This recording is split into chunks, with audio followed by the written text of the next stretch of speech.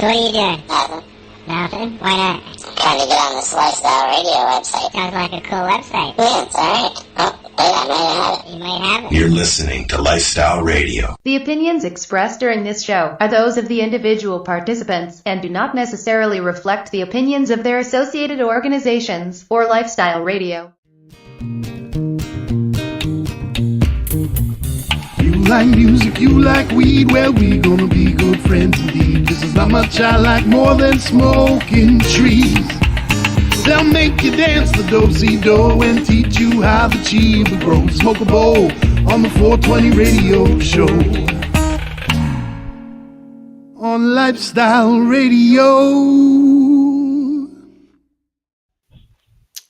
It really sucks we can't sing. Yeah, Lenny's having a hard time joining. Well, this is why I asked everybody to come in early. No, this thing seems to be slow or screwing up or something. Yeah, could be. Yeah. Could be. It's kind of slowing on us here. It is.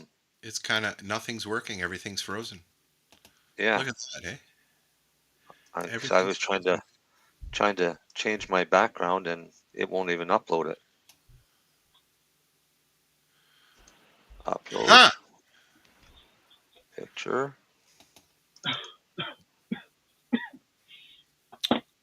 Yeah, well. we broke the internet again now. Failed to ID. upload.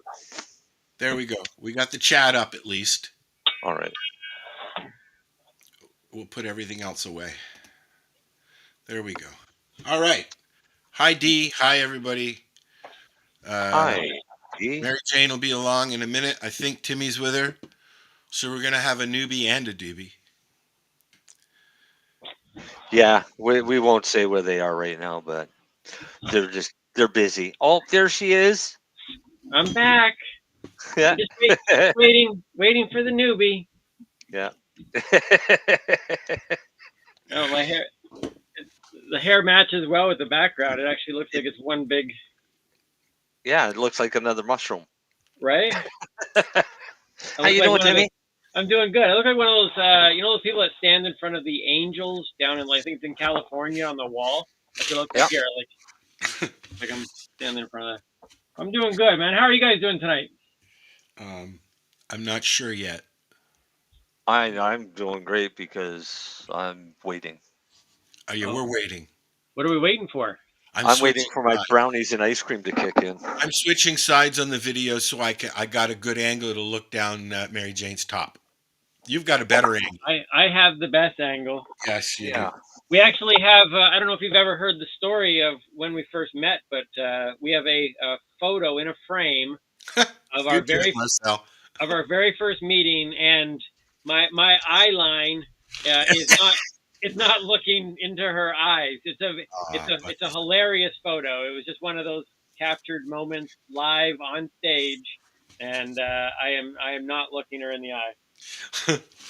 Okay, you do it, Marcel. Do what? Marcel's job is to bring people in. Okay. Yeah, but my job right now. Oh man, why would it do that? All right, I'll do it. Hello, Leonard. Yeah, did you guys change sites or something? Yes. Yeah. That's what we've been talking about for a month now. I don't think I've been on in a month, so that's not. Oh, who's Leonard? What is that? Lennie. Hi, Leonard. Hey, Timmy. Leonard. Well, all I'm going to say is this new site's not so iPad friendly, I've discovered. Hey! Oh, wait, I know who Leonard is now. Yeah. I didn't get it at first. I get it now. Yeah, my proper name is Lenard. Nice. And what is it, like, from what? Was that like... from Star Trek, I guarantee. No, do you really want to know the fucking truth? Yeah, I do, yeah. It's Leonard, and I'm technically I'm Leonard the fourth, but my parents did not understand why Leonard has an O, the silent O, so they dropped it. Well, I agree with your parents because it's Leonard. So it's really Leonard. It's Leonard is how you're supposed to pronounce it, but Everybody else should be Leonard. But if you're fourth generation, all the other ones had an O? They all had an O. Yeah. And your family said, what was good enough for generations in this family is not good enough for our son. That's funny. Yeah. I guess they were trying to make it different as well, but keep it the same. But that is the true reason. My parents didn't understand why there was an O in the spelling of it, so they took it out. Hilarious. Funny. Wait, is that Marcel's background? Yeah, Marcel changed his background. It's backwards. You got to mirror it. Yeah, but I don't know why it's mirroring it. Is that thing? That's in your settings. Is that thing in my front of my face? QR code. I'm gonna change. You can't see Timmy. The QR code's in. Do I need to come in like this? I can move it, Tim. Yeah. So I do apologize. That's why I have no video. I can't figure out how to make my fucking iPad show the video. Oh, Lennie, don't feel bad. 2 weeks ago, I got so frustrated it wouldn't let me on. I was trying to come through my phone, and then when I got here, it kicked me out, and I was like, "Wait, where am I looking? Is this the camera here?" Yeah, this is the camera. Oh. One of these days I'll just have to. One of these days I just got to pony up and do it on my laptop and buy like actual professional mic and fucking headphones like you people. Oh, hey, wait, MJ brought this. That's not racist. That's you people. Was this the picture? You guys gave me shit for saying you people. Let me make it big. Hold on. This was the picture that we were talking about. I've seen that picture. Yeah. Look where he's looking. Yep. Wonder why. He likes my cookies. It was one of those. We just had to put that. I mean, when we saw the photos, we're just like, "Are you kidding me?" I literally got caught. I went home and I was like, "Oh, who's this guy? What was he? Wait, what?" But I will say this: if I compiled an album of photos where I have men that are looking places they shouldn't be looking, that would be a good video. Yeah. Do a montage. I'd have to go on a fighting rampage, punching men out all over the place. The best was when we went to Kind Summer Fair. So we played this game called Spike Ball or something with these two guys, and we had a great time. It was awesome. Got a lot of like video, photos, and then when I went home, same thing. I'm going through the photos, and there's the one guy. His eyes are just straight down my top, and Timmy's like, oh. You should start your show like that. When you're on stage, just walk out staring at her chest. Right. Timmy does clean comments. I looked through all those photos over and over again, going, "Why is none of them looking at my chest?" I didn't understand. I was very offended.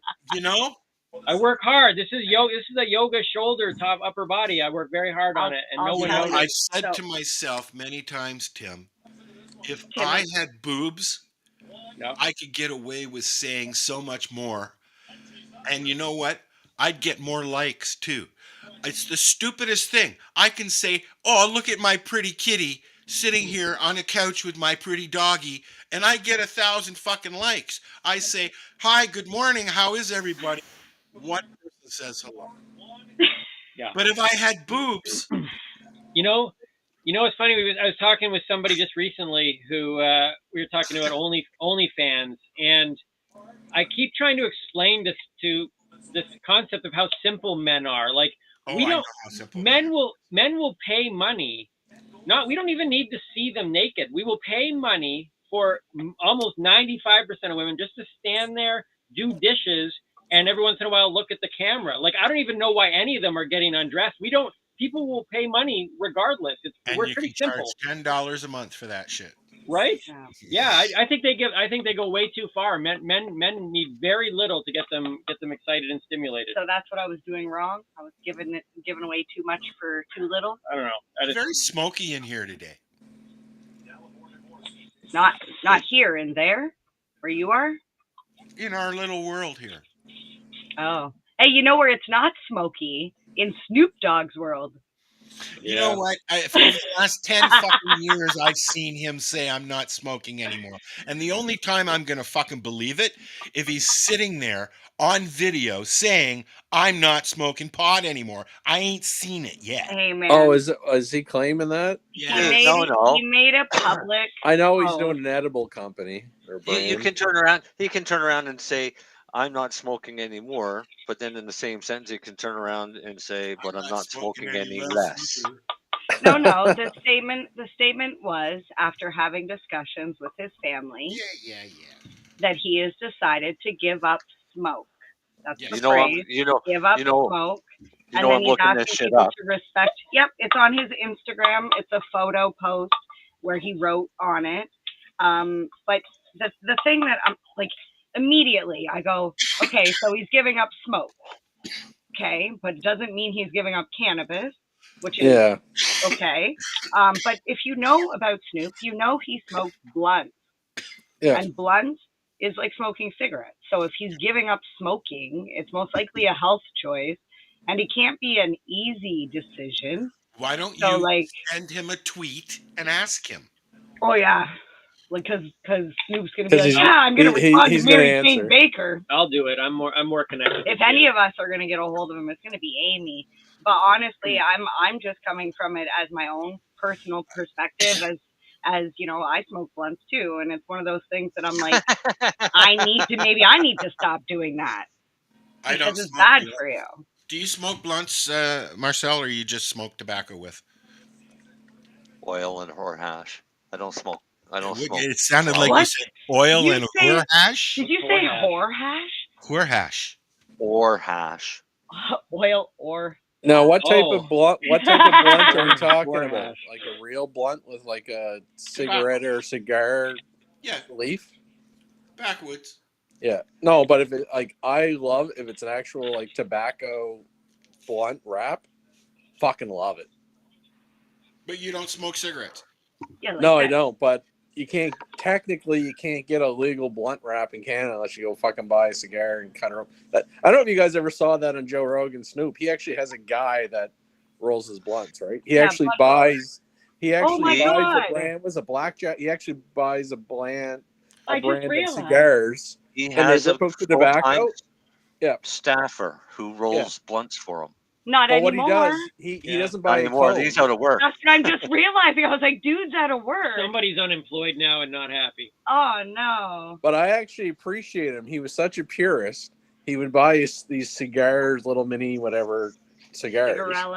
Cigarellos. And they would cut them open, take the tobacco out, and fill them with weed. And it was one brand. It was one brand.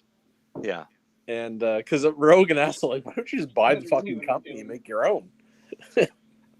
He's Backwoods is the big one, but Backwoods are actually they're not really all that legal here back in Ontario. They're hemp. They're hemp derived. Show that off. No, you shouldn't. Yeah, but is it all of a sudden we hear? But is it a tobacco? Is it tobacco blunt is it a tobacco leaf or is it a palm Most leaf of them or are hemp. No, it's tobacco. I had to go to the reserve to get it. No, sweet. Okay. Yeah. And they're the only place you can find like banana, grape. If you buy them at like local stores, you can only find rum, whiskey, port, or original. Really? But in Nova Scotia, you can't find any flavored tobacco products. Yeah. And they generally look at me and they're like, yeah, you're fine because I'm not like Yeah. And all they have are the stores can still order them and have them shipped to them. Horse. You can't want to do with the horse. Listen, my edibles haven't even kicked in yet. I'm still enunciating pretty good. Oh, you should. You were slurring big time last week. Marcel, yeah, he was. That's because the edibles kicked in. Was Marcel high? It was his birthday last week. It was my birthday, so he was right. Oh, he was right high. You were probably drinking too, weren't you? Nope. Would you have ice cream and a brownie, same as I had tonight. I'm doing a repeat show. Yeah, but you pretty much do that almost every night. So how much did you have this time? Well, the brownie is about 50 milligrams, and the ice cream's 40. That's decent. Yeah, it makes for a nice evening. For you. Yeah, I mean I'd be fucked. It gives me a nice little buzz. But what the trick is you take the brownie and you heat it up for about 30 seconds in a microwave. And because it's a gooey brownie to begin with, well, it gets gooier. And then you throw the ice cream on it and let the ice cream melt over the top. Well, I'll give a little shout out for a churro product that's out right now. Jealousy crossed with apples, bananas. I smoked a joint on Tuesday night after trivia. Fuck, I was high. Holy shit! I haven't been that high in a while. What's it called though? Jealousy crossed with apples, bananas. That's the name of the strain. Like if I go to buy it, it's jealousy crossed with bananas and apples. Oh yeah, no, I'm whoring out churro cannabis. Don't get me wrong, but yeah, but there's the whore. That one was whore. That was whore. That was actually whore. That one. Yeah, that one was whore. I was being a self promoter, but I have to admit, I was pretty fucking high when I smoked that. Good. Well, I like all of Churro's products. I've never not been high. Oh no, but I love the Donair over the Titanol. So if it's anything like any of the other stuff, I'm more than happy to try it, and I'm hoping it's going to be at the Kind Winter Fair. No, yes. If you're at the Kind Winter Fair, there will be the nickname is Jab. There will be Jab samples and what's it called? We call it Jab at work. Jealousy crossed with apples, bananas. It's too fucking long to say, so we call it Jab. That's awesome. I love it. But there will be, I believe, Jab samples, and I haven't smoked this yet, but I'm hearing it's pretty fucking awesome, if not better. Caps Junkie. See, I'm with D. I can't see me ever giving up smoking. Well, I imagine when I die. If I give up smoking, it's to take up vaping. Maybe not. What? Yeah, but that's my debate. I don't know if vaping, like, when you say vaping, are you talking concentrates or are you talking flower vaping? Flower. All right, that's okay. Yeah, because to me, the other vaping doesn't do the same as what flower does. And honestly, I feel like vaping flower still doesn't do the same as burning flower either. Exactly. And I was going to say that when I don't know. Vape cannabis, it's not the same as when you smoke it. But why? Why is it not? It's the combustion? Yeah, because... Mary Jane, slide over a little bit towards Timmy, would you? Or to make Timmy slide closer to you. No, just because... Timmy, because the chat's going over her face sometimes, that's all. Yeah, it wasn't her face it was going over. Guys. I know, Al's like, she wore the shirt. Come on. Oh, I'm just saying. How's that? I'm calling you out, Al. It wasn't her face. It's so weird because I'm looking straight at the camera. It's like, I know. But if you notice, I'm in line right with it. She set it up that way. This actually looks like we're on like some sort of shopping channel network. I think we should be selling. You guys have 7 hours left to buy one of these mugs. Go. Wait a minute. Wait. I can do this. Oh, it just deleted the fucking thing. Hold on. Can you do it? Now, back to the vaping thing. Like, there's been no evidence or studies that ever shown vaping. Go get your book over there. No, and vaping flowers is different than vaping concentrate, right? And it depends on how you're going to vape it. If you're going to with flower, it's the same thing. You're heating it up till you get vaporization point, which for most is around 350 and up. Concentrates, you're either looking at single hitters or mixing your concentrate, because very few vape pens will take a whole concentrate oil, like a full spectrum oil, without clogging up before you get 1/4 gram burnt. I didn't hear anything you said. I'm sorry, buddy. That's okay. I'm not fucking repeating it. He said more. You can watch the show on replay.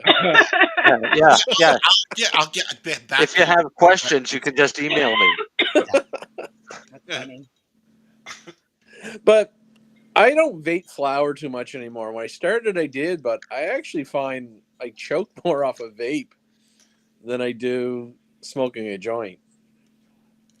I find the only positive benefit for me with vaping over smoking is if I'm sampling cannabis to find the taste, to actually sample it, that's when I will give you that one as well. I can get a little bit more taste profile out of the vape. You know what it is? You see, I understand the whole flavor of tobacco and weed together and the blunts and stuff like that. I'm a smoker.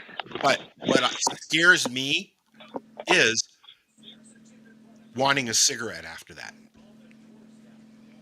I don't. Yeah, well. See, I don't like cigarettes. Are you I an like cigars. What? Are you an ex-smoker? Since I was like 12, yeah. Okay. But I haven't had a cigarette. You quit when you were 12? What? You quit when you were 12? No, I quit when I was... It's been eight years of smoking and 12 was done by that point. It's been maybe 15 years. Oh, really? Yeah. See, I love the smell of cigar smoke. Love it. Okay. I don't know. I just don't have much tolerance for quitters. Thank you for the support, buddy.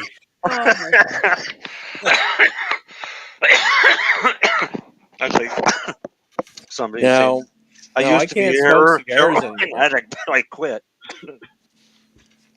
My problem is now I can't smoke cigars because you're not really supposed to inhale a cigar down your lungs.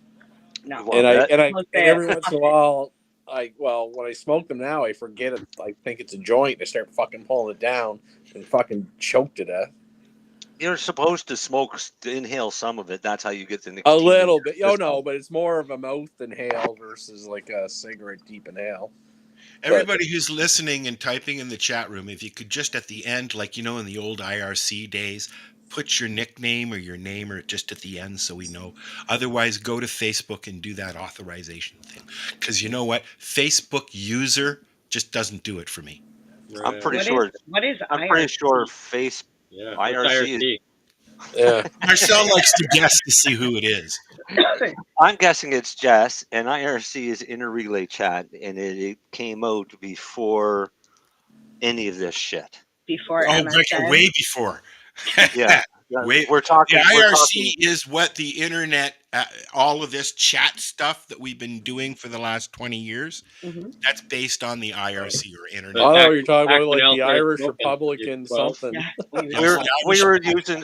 We were using IRC in the late 80s, early 90s. Oh, before that, buddy. No, that's when we were, me and my friends. Yeah. Was the late 80s. I went from CB radio to the internet. You were on CB radio, Al? Oh God, yes, big time. Really? I had a base station.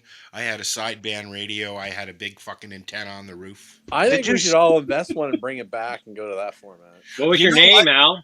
Big sexy breaker. No, I was XM 4297035. Be the 10-4 kid. Peace out. We're here. That name. That's easy to write down and remember. Jeez. Yeah. That'd be terrible trying to remember how. Wait, who am I supposed to call? Wait, I have a question about smoking. Oh. Okay. So, I've been vocal on the podcast occasionally, and in MJ's and I conversation. In our private life. I would be thrilled if she stopped consuming cannabis in the smoking in that form of consumption. The smoke form. I'm on the side of advocacy in regards to the health benefits and the positive things that cannabis provides. Is smoking it in this form the only one that has a negative? What's the negative? Well, it's going to affect your lungs. Any sort of inhaling in that sort of thing is going to damage your lungs long term. Except a study that they did years ago, where they followed tobacco smokers, cannabis smokers, and smokers that use both cannabis and tobacco. Okay. And because of the results, they never really went too public with them. What they found was the highest rates of cancer were from the tobacco smokers. Okay. The next highest rates were from the cannabis smokers. And the third highest rates were from the cannabis/tobacco smokers, the ones that mixed both. So they actually had the lowest forms or the lowest numbers of cancer incidences. Now that would be cancer, but what about flat out respiratory problems with your lungs getting damaged? The problem that we see with that is people with things like COPD and emphysema and things like that seem to respond better inhaling cannabis. Okay. Yeah, I don't know. I'm more with you, Timmy. Obviously it's going to cause a little bit of respiratory issue. It's not like it will, it's not because as bad. It's definitely not as bad as cigarettes. I'm more concerned of the vape pens and the concentrates myself. So am I, because we have no evidence of what burning propylene glycol or vegetable glycerin or olive oil. Well, they're oil. It's oil regardless, even if it's a terpene or like it's. I don't like the flavor, but no. I agree. Medically, chronically, the more you can take orally or topically and non-inhalation, it's got to be a better. Plus, it lasts longer. Exactly. More therapeutic. Yeah. High is a side effect of too much, right?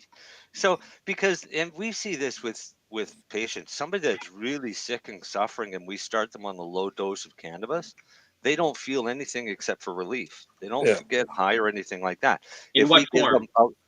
In ingested form. Okay. And even in smoking, I've seen people that have tried smoking when they're in extreme pain and not get high at all, but at least get some relief from the pain. Yeah. Now, if we give that same person that we go for a week at, say, 3 milligrams per dose, and they're not feeling anything, then we up it up to 6 milligrams per dose, so that just doubles the dose, just for titration. And what I normally tell patients is, when you get to the point of you feel really good and your quality of life has improved, increase the dose one more time. If you start feeling high, it's too much. Back it off. And then you don't get high, but you have the relief. Now, the one thing I was going to say that for Timmy, though, this is actually oral cannabis and inhaled cannabis are two completely different fucking products. Right. For me, they do not react on really one's a lot more cannabinoids than this, but let's call a spade a spade. THC versus oral products. What do you mean? Or oral cannabis to me is a total different ball game versus inhaled cannabis. How it affects me, how I feel. But what do you mean by oral cannabis? Is that an edible and a tincture? Soft gel, an oil, a gummy, whatever, like anything I swallow. Yeah. Okay. So but when I smoke cannabis, because I'm not getting 11 hydroxy going through the liver, I like that feeling way better. That's more my relax. I love it. I also like the taste of cannabis too when I smoke. So that's another reason. Right. But what I'm just saying, when I take an edible, be it 10 milligrams, it hits me completely different. It's a different feeling altogether. So to me, they're different products. Yeah, I mean, because MJ will often talk about the fact that she needs something that will respond quickly for various reasons, and so that makes sense. I'm all on board on all of the health benefits, and I just see this one form of consumption as kind of going contrary to that. But I mean, I think was it Marcel that was talking about those studies? I think it was Marcel that said it. Yep. The reality is, though, unless I'm wrong on this, I mean, nobody's really been able, real studies into cannabis hasn't been that long, really, right? Because everybody was not really tracking anything. How far back are these studies going right now? Well, there was a study done years ago, and the problem is because of the legalities, a lot of accredited studies aren't accepted because they were done illegally. Right. So what a doctor had done is she did a study and she followed pregnant women in Jamaica. And she followed them for 20 years. So what she had was a control group of women that were pregnant and didn't use cannabis, and women that were pregnant that did use cannabis while they were pregnant. And she followed all of them, their progress for the 20 years. And what she found after the 20 years is the women who used cannabis while they were pregnant had healthier, more intelligent children than the ones that didn't. Right? So is that a study that a doctor is going to say, yeah, I agree with that? No, because it was basically one doctor doing her own study on this group of patients. Right. But because of the legalities and such, and the hassle of applying for a medical study were too great, Israel never bought into it. Israel was the country that did all of the studies. So this is how Mitchellum found THC, and then it later identified CBD as being a therapeutic product, right? He was able to do that because Israel didn't bow down to the rest of the world's moratorium on cannabis. Our health minister is just before legalization and all of that crap, they were changing everything. Our health minister actually got up and lied to the Canadian people by stating that there's never been an approved study of cannabis in Canada. And that's a lie, because there was one done out of McGill University by Dr. Ware, and it was a pain study on smoked cannabis. And what he found in his study, the results were astounding. But what was even better was not only did cannabis work, but the more you took, the better it worked. So that's a study that nobody wants to admit exists, but it's there. And it's one that was done, one of the very few that have been done in Canada. But logically, I do agree with Timmy that in the end, you can't just keep putting things down your lungs and assume it's never going to cause damage. I agree with that totally. No, there is. But there is some clinical scenarios where you need fast onset, blah, blah, blah. Don't get me into fucking inhalers and puffers. That's not what I'm talking about. Right. But there's a few scenarios where, as a pharmacist, I recommend inhalation. And one is, if you have fucking Crohn's disease or irritable bowel or GI issues or going through chemotherapy-induced nausea and vomiting, I don't want you fucking eating cannabis. You fucking inhale it. Don't be stupid. Right. Well, that's one. Inhale cannabis so that it calms your stomach enough that you can eat cannabis. Your GI tract's already irritated, so why not? But there's another scenario, and this is the one I throw at every fucking doctor, and every fucking time they say, well, you should never, ever, ever inhale cannabis. Another one.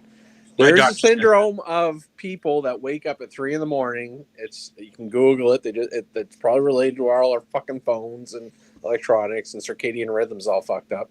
But they just magically wake up between 2 and 4 p.m. Can't go back to sleep. Every There's night. not one pharmaceutical fucking pill in the fucking world that you can take, go back to sleep, and get back up at 6 or 7 and go to work.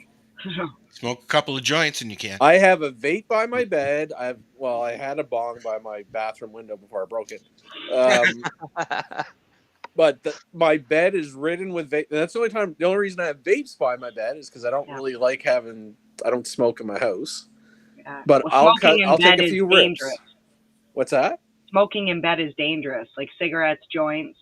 A bong is different. Bong. No, well, I had my bong by my bathroom window, but I broke my bong this summer. Yeah, no, I'm just telling all our other people, if you're like, don't smoke in bed. Oh, that's stupid. But in the end, that's why if you go to my night table, I got 3 fucking vape pens beside my bed. And that's the only reason I have a vape is for when I just don't feel like going out to the garage or outside, or 3 a.m. Fuck, I'm awake. I do got to get my bong. I just ingest a large dose every night before I go to bed, and then when I get up, I'm fine. Sometimes I do that too. I get up. I do that a lot too, but sometimes I like to actually take a break. Yeah, but I don't wake up in the middle of the night and then have to have a problem getting back to sleep. I got no problem sleeping. Not when I take oral cannabis. No, I don't. I was going to say, isn't the theory if you consume enough ingestible cannabis before bed, you're not going to wake up in the middle of the night? Not like necessarily. That's the theory, right? That's the theory, but you might wake up a little tired. The ideal thing to think about, though, is if you're using cannabis medicinally, and any medicine that you take, your body during the day when you're awake is your immune system is working overtime protecting you from everything, right? What you're eating, what you're drinking, what you're being exposed to, breathing in, etc. At nighttime when you go to sleep, that's when your immune system gets a chance to do its healing. So take your medicine before you go to bed and let it work with your immune system to get you better. Because remember, medicine doesn't make you better. It's your immune system that makes you better. You just got to feed it. Well, what I find interesting, Marcel, you always push edibles because like you know what you're doing when it comes to edibles. That's what I believe anyway. I like to think I know what I'm doing when it well, comes no, to I edibles. mean the first part, like that's why you push edibles, like people to Right. consume edibles because you know a lot about it. But like even Lennie said IBS, as like just threw that out as like for smoking, and I've been told there's other that I issues. should be ingesting it, but every time I ingest it, it aggravates my IBS, the thing it's supposed to be helping. So how I'm like, how do I figure? Like, I need to. How are you ingesting? Yeah, is it an oil? Is it an edible? Is it something how it's made? Like, are you making a butter? Anything. Are you making a tincture? Or are you anything? Eating straight oil? Everything. Absolutely everything. I've tried butter. I've tried eating other people's stuff, like the legal stuff. I can only have 5 milligrams max. Like I think I had 5.5 one day last Friday actually when I was doing the show because I ate a penis and a spray and something else and it put me over my limit and my stomach. I was in the bathroom with cramps. Like. I'm gonna tell you a supplement to try. That's got nothing to do with cannabis. Okay. Go get something called DGL. DGL. It's deglycerized licorice. Okay. Ooh. Yeah. It's extremely soothing to the GI tract. Okay. You remember that. DGL. Yeah. Good luck finding it. Probably most pharmacies stock don't have it. Health food stores probably have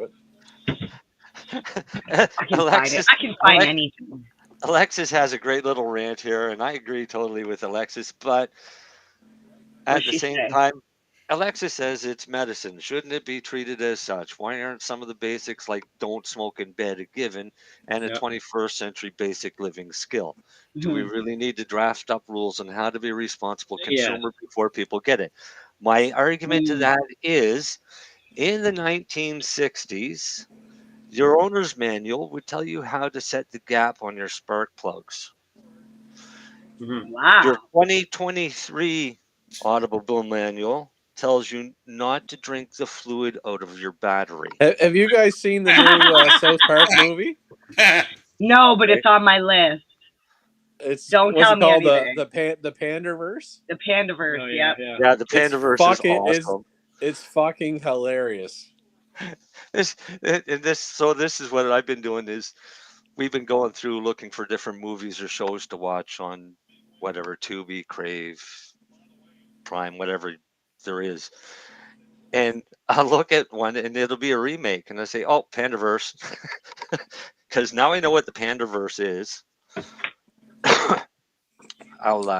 But it is funny, man.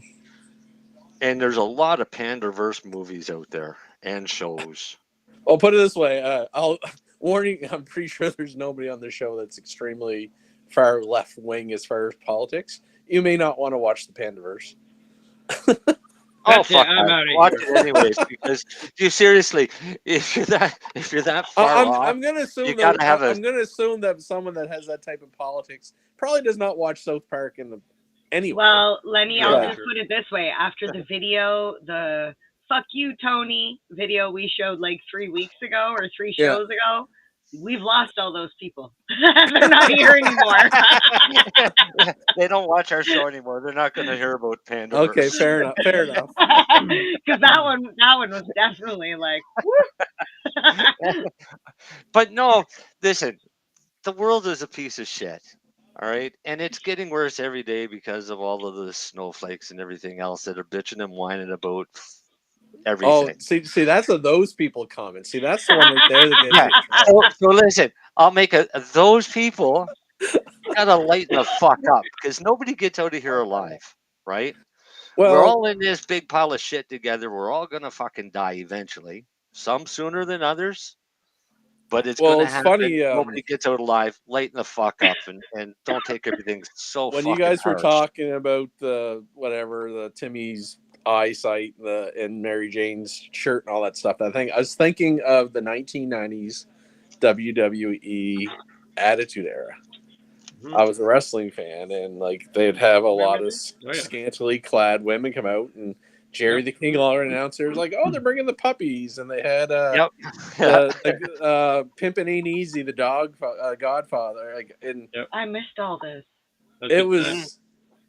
But you know what it was? It was back in the Hulk Hogan days. 8. This is Steve Cold. This is Stone Cold Steve Austin. Austin era, and The Rock and all that stuff. I'll tell you, it was a fun time.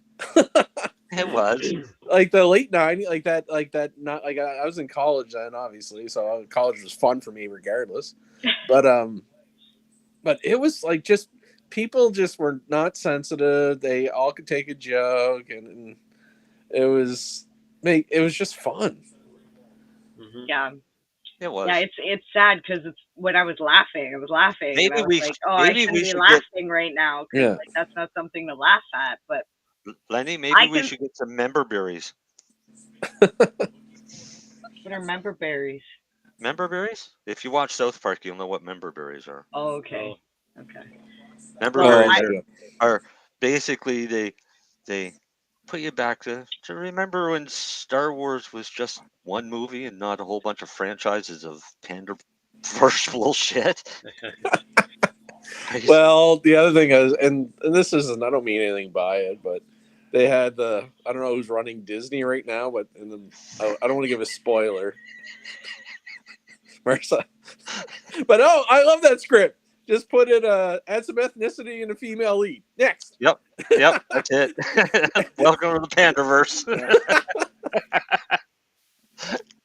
And obviously it's going to offend somebody, but I was like, I don't know.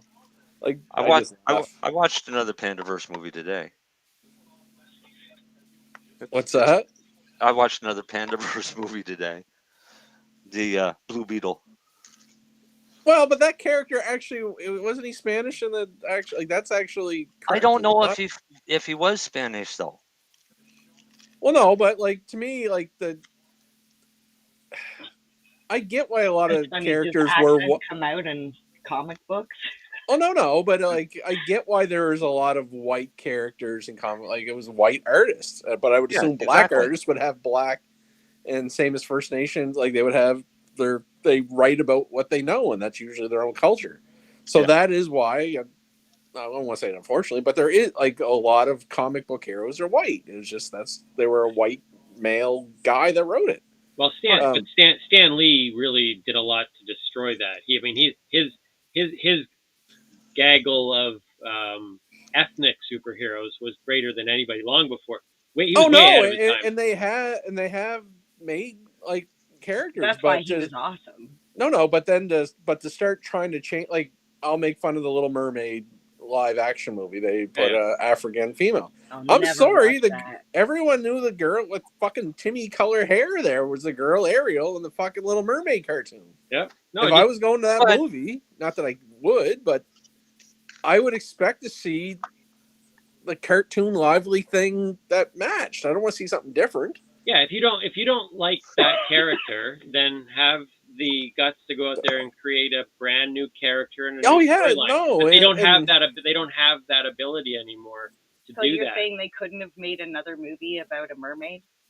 Well, it's not that. It's just to me, I'm looking for the representation of what I would know. What's another example? Exactly. Well, you don't. You can't change certain Ghostbusters people. Is a prime example. They tried to do it with 4 women. And there's a new one coming soon. That was part of the Pandaverse. And then they had another one with Paul Rudd. Yeah, and Paul a bunch Rudd. of kids. And but and I'm going to I argue loved there. that movie. And now there's a new one coming as well, Frost something. I can't remember, but yeah, there's another one coming out. But the difference was that it had nothing to do with the women's sock. It was just a shitty script. It was a horrible script, exactly. And then people knock it because they think you're sexist, and it's like, no, that was just a bad movie. Yeah. Yeah, I didn't like the female one specifically because I'm not a fan. I'm not a fan of Melissa. You're not a fan of females? No, I'm not a fan of Melissa. What's her name? McCarthy. I'm not a fan at all. I can't. Jenny's cousin. Yeah, I like her. I like her in movies, and the fact that she has her husband in every movie that she I'm not a big fan of her either, to be honest. Not a big fan of her at all. But I don't thought of doing Charlie's Angels. I wouldn't make Charlie's Angels a bunch of men. Yes, that's what I'm talking about. It's fucking females. Right? Has anybody thought of doing that? No. Here's my example that I was going to share with you. Please don't. Did you guys see the? What would it be? 3 gay men? No, straight men, and Charlie's a female. But I wouldn't call it Charlie's Angels. I'd create a whole new show. Why? Charlie's a girl. You'd have to make a whole new show. Well, no, you're going to panderverse it. Yeah, no, but do you guys know the show do you know the show on HBO, The Last of Us? No. Yes. Wow. All right. Anyway, it's a video game from PlayStation, is where it's based off, and the character Joel is it was a white. Yeah, it is. I fucking played it like 80 times. I love it. It is a white guy. I enjoyed the show, and the show was fantastic. They cast Pedro Pascal, who was brilliant, great actor, fantastic actor. But again, to me, it just didn't feel like he's not Joel. Like Joel's like a 50-year-old white beard. Like it almost should have been that fucking guy from, was it John Hamm? Is that the one I'm thinking of? Or no, who am I thinking? Who's the guy that played Negan on The Walking Dead? You know what I mean? Oh, that I don't know. A 50-year-old guy with a bit of grayish white beard and stuff like that, right? Like that's what he looked like. So to me, I wanted the representation of the real life show of what I was expecting. But Pedro Pascal's he was awesome. But it's just, again, he was just. He's good. I see. I don't know the game, but I really like the show. Yeah, but when you're basing something that's been written, just to change it for the sake of changing it, I just don't get it. That's it right there. They're hoping that all the little kids that watched or that are going to watch this new Little Mermaid don't know this Ariel that we all remember clearly, or else why would they do that? Because like I've heard people complain for a very, very long time about, well, you know, when they write a book like Lord of the Rings or something like that, and then they make a movie about it, and then it's not the same. People complain about that. No, and that's what you want. But I said, I apologize. It's not a complaint. It's a realization. I mean, it's their expectation. Stephen King is a good example. I've read every Stephen King book, and a lot of his books get turned into movies. The movies are by far not near as good as the book, but the same characters, the same premise of the storyline, other than the latest series, The Stand, it's slightly different. Similar, but still slightly different. But it's in a book you can be so much more descriptive in a book, and you get more backstory than you have time frame for a movie, right? If you think of a book with, like a Stephen King book, for example, it's got on average probably 450, 500 pages of information. Well, that information would probably make a 12 or 15 hour movie to get all of that same information. Yeah, well, but it's not like the character that they describe in the book. You lose a lot. Right? It's the same character. If they describe, like Lennie saying, an older man with a big white beard, when they bring the movie out, it's not going to be, you know, a young guy. It's going to be an old man. This was a remake off of a game, right? More so than off of a book. Yeah, so, but now they're making remakes off of movies. Yeah. Like, for example, Oh, if they were they're going to do another remaking everything Batman, because they're running out of original ideas. well, no, right? So I mean, here's they're an doing a example. new But here's an example, Beetlejuice. Marcel. Here's two really actually interesting ones to debate. The new James Bond. I don't know if they've ever announced it, but one of the candidates, what's his name? Idris Elba. Yep. He's black. Yes. I also think he'd be badass as James Bond. And you know who else would be really good at that if they were going to choose a female? What's her name? That now played there's the debate. James Wonder Bond Woman. cannot be a fucking female. Well, but the girl that played Wonder Woman, I can't remember her name at the moment. Gal Gadot? Yes, she would be. I just saw one of her latest movies, and it was like James Bond, like esque kind of movie. She has to be another spy, though. She can't She would be a perfect Jane Bond. And James Bond doesn't necessarily have to be white. To me, he's like a posh Englishman. I wouldn't want a fucking dumbass English Atlantic Canadian being fucking James Bond. But you know what? People my age aren't going to like that because we're victims of Sean Connery and Roger Moore. You know. Well, no, but that's who they care. But again, posh and proper and English and things like that. But I think Idris Elba. I think it is. What is it? Idis? I think he would be a good choice. Yeah, he's a really good actor. But here's another example. You cannot make Batman black. He's been white for 80 fucking years. I'm sorry. You know why? Yep. Sure, why not? I just don't think it would work. I'm Batman. I just don't think it could. And just I just don't think it could be. I just don't think it would work. Well, you can't make him a poor Mexican kid. He was a white. He was a white. He was sadly a white privileged orphan. Right. He was a white privileged origin. That without that origin, he's no like you can't just change that up. Yeah. That's just part of who he is. I still don't understand how certain characters are more timeless than others. Like, for example, Crocodile Dundee was played by one guy, and when he stopped playing Crocodile Dundee, there was no more Crocodile Dundee. Some guys play roles so well, it's hard. Like right now, the Marvel universe is struggling over Wolverine. Like, who made James Bond so fucking popular? Yeah, he has to be different actors. Why can't they just make a new? Well, they have. He's been like 8 actors, hasn't he? But that's what I mean. Why does it have to keep changing? Just change the name and make it a new action movie. Yeah, because they know people fall for the storyline. Because then you'd have the Expendables. Whatever. Well, I still don't understand it, but okay. I watched. Did anybody watch the little documentary Sly on Netflix? I did actually. Yeah. And what'd you think of it? I thought it was quite interesting. I mean, he's an amazing man, and it was very in depth.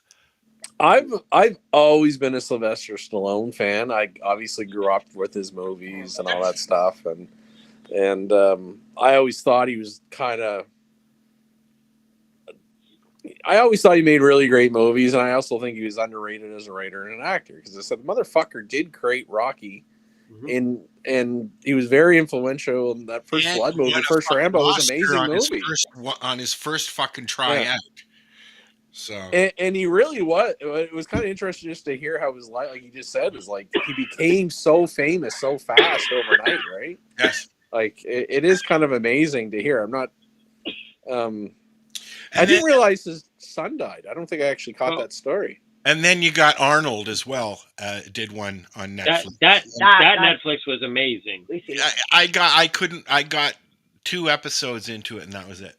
Arnold's on there? I didn't see that. Yeah, Arnold's on Netflix. Yeah. Dude literally hit the top that you can reach in like 3 focused disciplines of life: politics, movies, and bodybuilding. And everything he set his mind to, he just was like, "This is what I'm going to do," and he fucking did it. But people think because of his accent, he's stupid.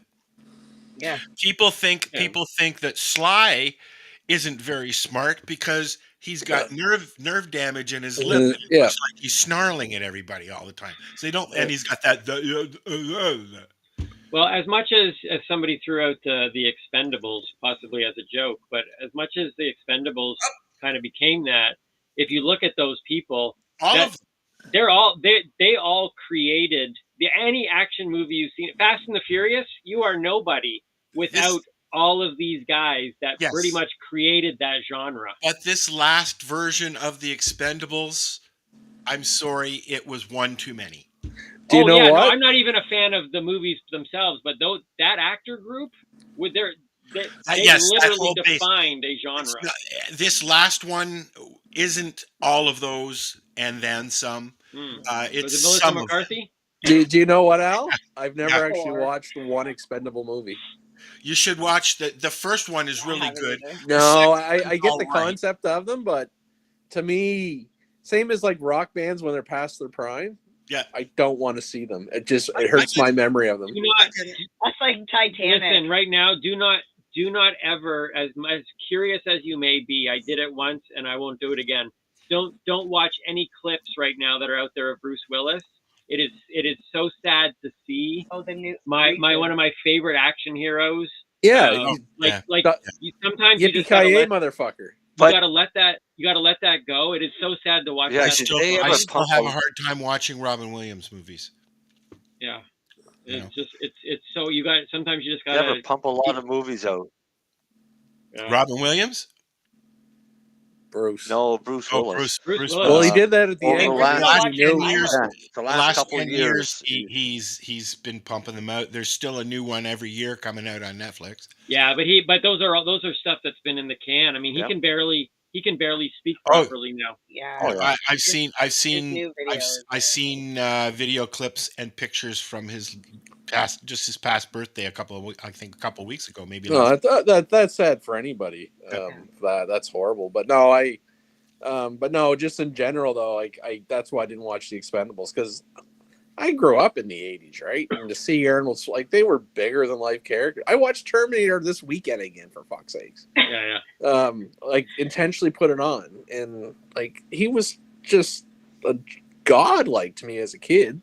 So to watch them in The Expendables when they're fucking 70 years old, and I don't know. He said he was on an interview lately and said he says most people when they turn 70, which the guy looks amazing for 70 something now, 76 or whatever. He said when most people look in the mirror and they see their body decline, they kind of go, "Oh my goodness, look at where I've become."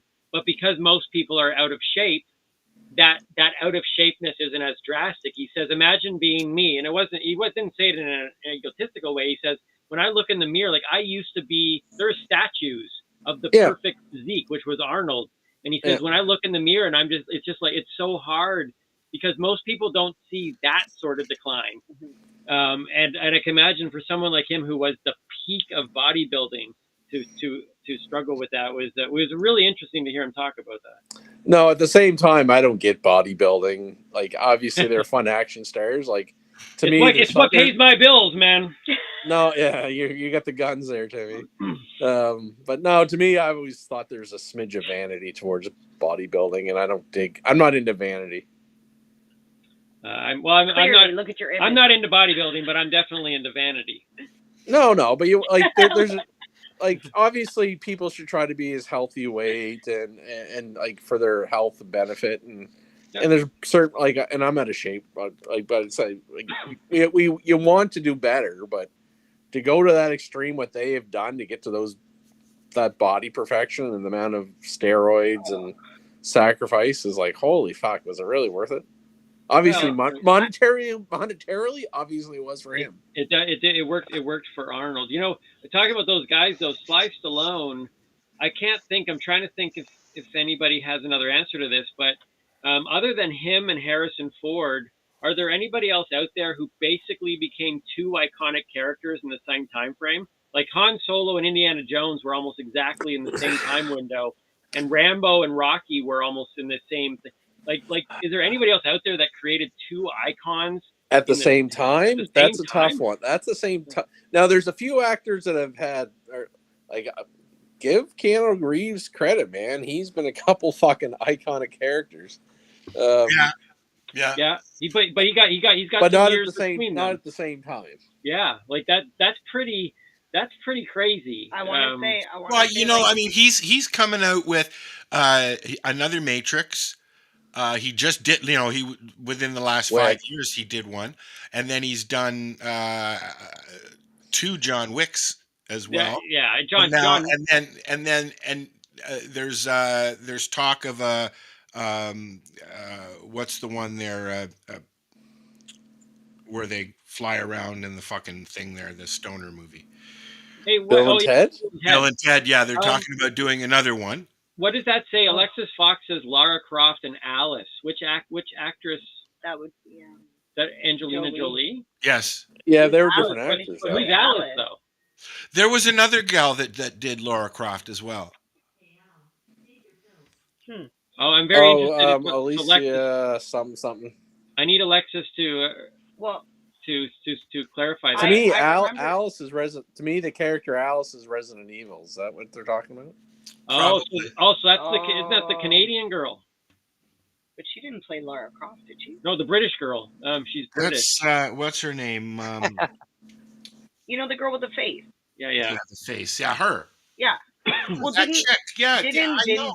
Didn't Vin Diesel? He was doing Fast and the Furious at the same time as Timmy. Yeah. What? Timmy? Yeah. Your question about what other actors besides those two? Yeah, because you Googled it. Domhnall Gleeson. Who? Yep. Domhnall Gleeson was Star Wars: The Force Awakens and The Revenant. Both came out in December of 2015. I think that's nobody. That's a low drop or big drop between Han Solo and Indiana Jones, though, down to that. How about Crims Hemsworth with the Avengers? Yeah, you did How Thor. about Crims Hemsworth with the Avengers in May?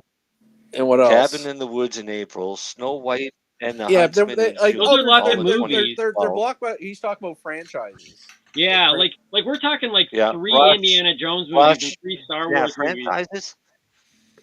Like an individual movie Indiana could Jones become 3. something, but I think the level though is. I think Timmy's right. I can't think of anyone besides Harrison Ford and Stallone that really were almost like that huge of characters and franchises that together. RuPaul and RuPaul. Well, okay. So on that note, we got to take a break. Nice. Well, I'm going to look up who Alexis is talking about because I think she actually might be onto something here. And we'll be right back. Yeah. Thanks for listening. We'll be right back. Yep. Hey, Mary Jane Baker. No, I'm Mary Jane Baker. Wait, can we do that again? Mary Jane Baker, take 27. Hey, I'm Mary Jane Baker, and you're listening to 420radio.ca. This is how it grew to be.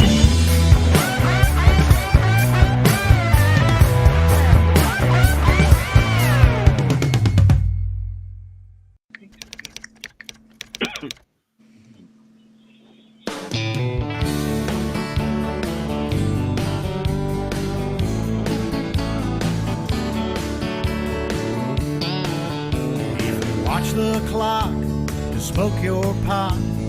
You should know you're not alone. If your grass is like molasses hydro-grown, that gets you stoned. If you're counting the hours, watching the minutes for that special time when everyone hits it, take it from me, you're really not that far away. And roll me something fat and long, pack me a bowl, or fill me a bong. It only comes twice a day, but I don't care. It's 420 somewhere.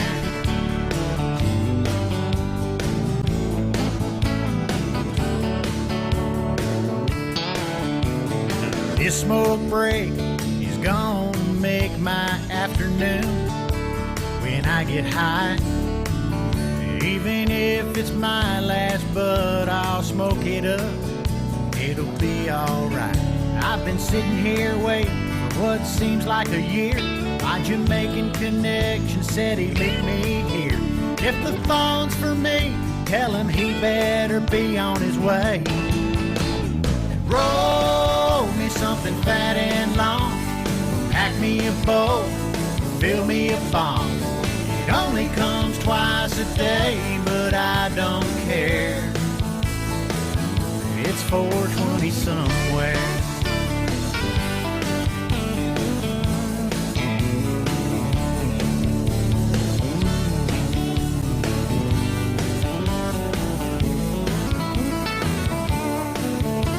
I spent all my cash, replenished my stash, but it's only a quarter or two. At a moment like this, I can't help but wonder, what would Willie do? He'd say to fire that thing up. Roll me something fat and long.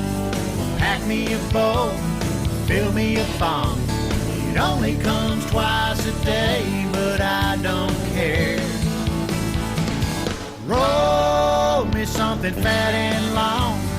Pack me a bowl, fill me a thong. It only comes twice a day, but I don't care. I don't care. It's 420 somewhere.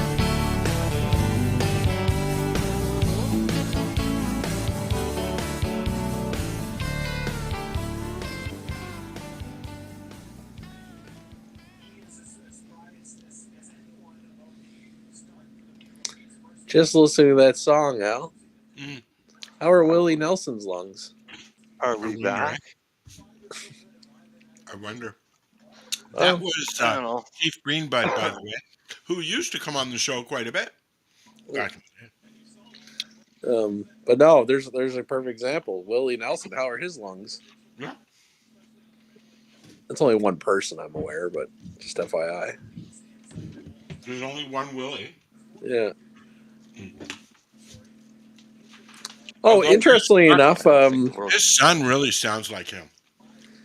Well, it was kind of funny. I didn't go to the concert, but friends of mine did, and they got me for a gift. Just Blue Rodeo were playing at in Halifax about a month ago, and you like the merch table, like T-shirts. They were giving out rolling papers, branded Blue Rodeo rolling papers. Well, that's cool. Well, I thought it was kind of interesting. I just never really thought of them as a pop band. Well, you know, I felt the same way when Tragically Hip went into the business, and look where that happened. Yeah, and that didn't turn out so well either for them, unfortunately. For a lot of people. Well, I felt that was the one company that I kind of felt bad for, because I kind of hit kind of an icon in Canada, and Yep. didn't want them really having a bad reaction, but whatever. Well, is what it is. Where did Marcel go? Did he fall off his chair? Perhaps. No, I'm here. I have to be right back, so keep talking for a minute because I got to get a grinder. Oh, Timmy's not back either. No. He's still researching the movie stars. Well, here, let me I'll do another thingy here. Announcing CBGTV's Bud Break book. Get your copy now. Detailed strain reviews. Every purchase supports the ongoing efforts of CBGTV. Available from Amazon and at cbgtv.com or scan the QR code.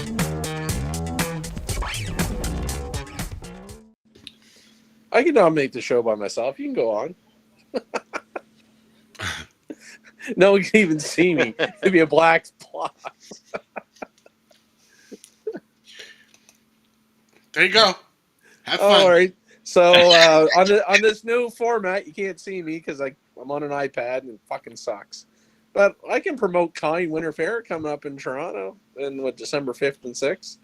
If you're a registered bud tender, come on down. Churro Cannabis will be there. I won't be, but Churro Cannabis will be there. Well, should be cool.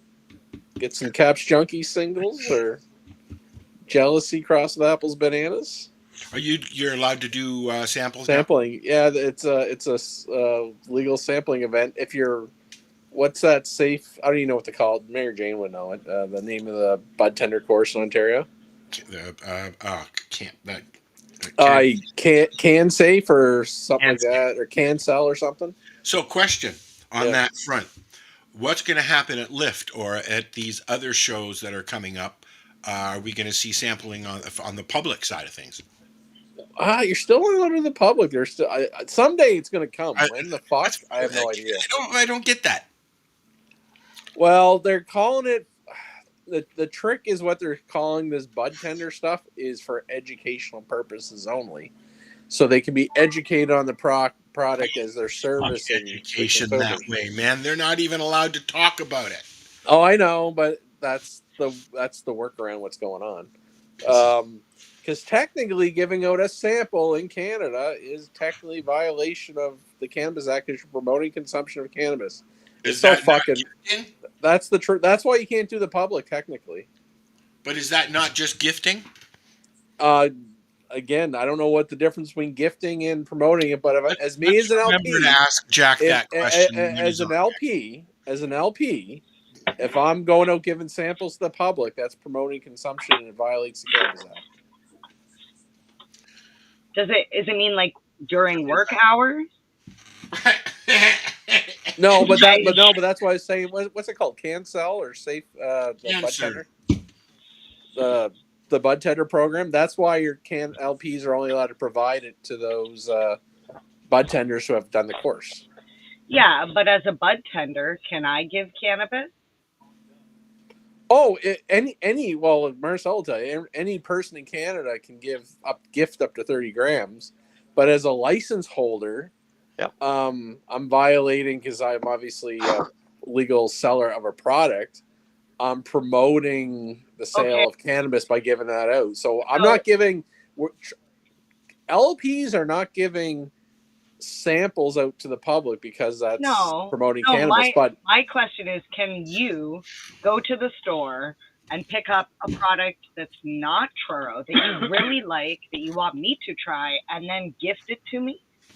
Oh, I can. Mm-hmm. So you're just not allowed to gift churro products. I guess that's probably technically the correct thing. Yeah, but where it starts getting dicey is you're allowed to gift up to 30 is grams, more so for medical, is not. What's that? No, the gifting thing is more because it's the way the Cannabis Act is written. Okay. No, it's for everybody. 30 grams isn't a gift for medical. Actually, no, it's for rec. So what it is it's for everybody. If you gift somebody 30 grams, all right, the police may demand that it has the excise stamp on it and you're not gifting them black market cannabis. But everybody's allowed to grow 4 plants themselves, which they can turn around and gift up to 30 grams per person. So how do you validate? Day. So, like, I guess this is where I got this strain from. But it's homegrown. How do you prove that it's not gray market? They can't. Exactly. And see that. So then they can take me to jail for my homegrown? They don't care about that, to be honest. Okay. No, they can't. It's not worth their time. They don't care about that. But see, but what'll happen is. But to give you an example, at the Kind event, there is a passport that the bud tenders have, and the LPs have to declare before we go the size of the sample we're giving out. Now, there's based on your program package, the size is dictated because no bud tender can be gifted more than 30 grams at that event. So that which still is great. works. I'm glad they do that. Is that total or per LP? No. Total. Okay. To the consumer. Okay. Yeah, because I wondered that too. Or bud tender. They're not allowed to have technically beyond 30 grams. Yeah, they can. So, right, Lennie can only gift them up to 30 grams. No, but you can go to each table and get 30 grams if they have. No.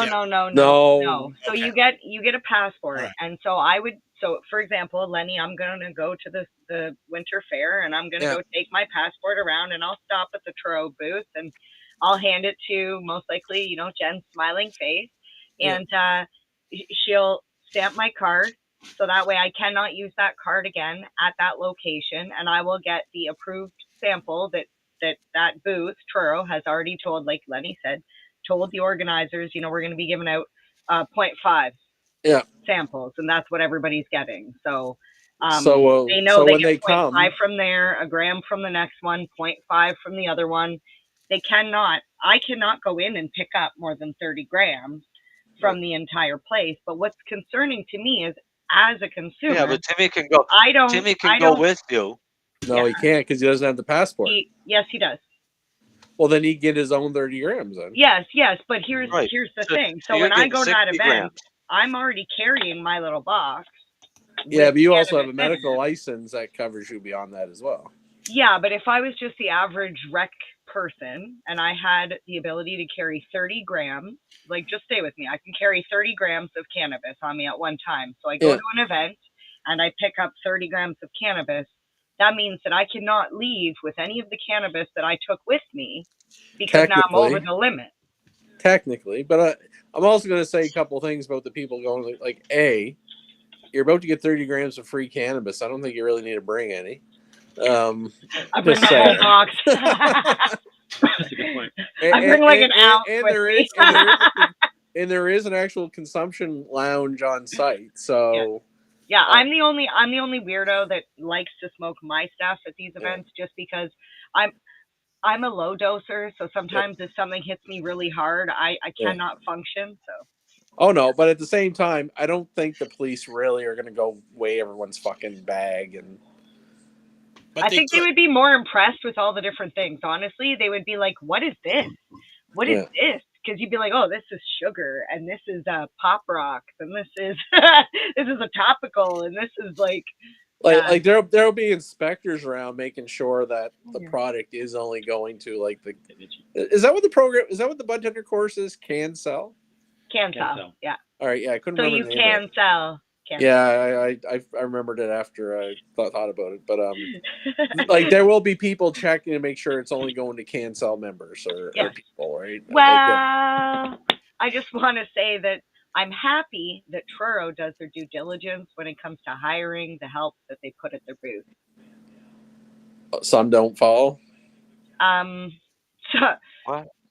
of the booths hire people. Like, I've handed my passport to people at some booths and they're like, "What's this for?" And I'm like, "You're supposed to stamp it." And they're like, "Oh, well, I don't know about that." And I'm like, "Well, that's how we get the sample." And they're like, "Oh, I've been giving that to everybody." Like I like walk away they need to be careful because technically you can get a pretty big I don't know what it is, but you can get a big fucking fine. Oh yeah, that's when I very quietly go and try and find somebody who like is organizing the event, and I'm like, like there again. I don't even think the inspectors are there to be dicks, but like if someone's being an idiot, like they will fine you. See, and this is where I feel that the rules we know because we're in the industry, right? We know the rules, but for example, at the Kind Summer Fair, I'm like, here, I'm ratting out the event. It's not their fault. They did nothing. No, they did. They do announcements. I just want to say that it was Date Night YYZ or YYC. So the Toronto Date Night was there. They're trying to promote the event on their Instagram page as like a good date night thing, which is awesome.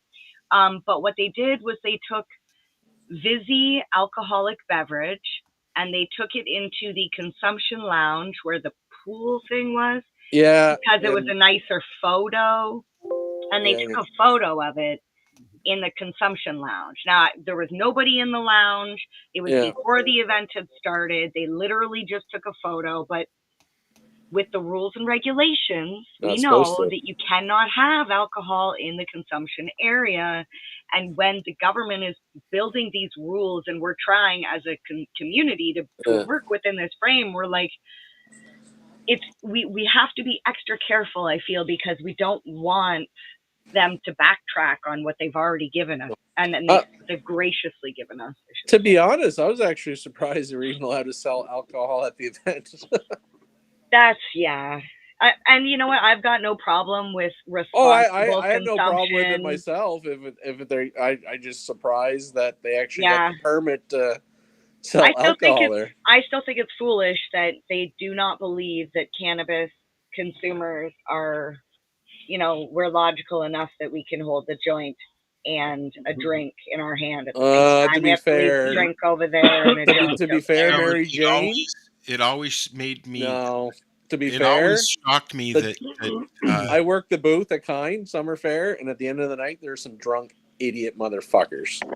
Sure, but there's no difference. Yeah, but I apologize for my behavior, though. There's no difference there's no difference in going into the event, having a drink, leaving your drink, going and having a smoke, and then going back and drinking, or taking your drink into the smoking area and consuming both at the same time. When we had events at the lounge, Paula would end up having a lot less. Paula would make sure that they had to go and get an alcohol license and have somebody there with a ticket to serve. Mm-hmm. And it always shocked me that when they came back, they had to show it to us, and it said Gunjanese Cannabis Lounge right on it.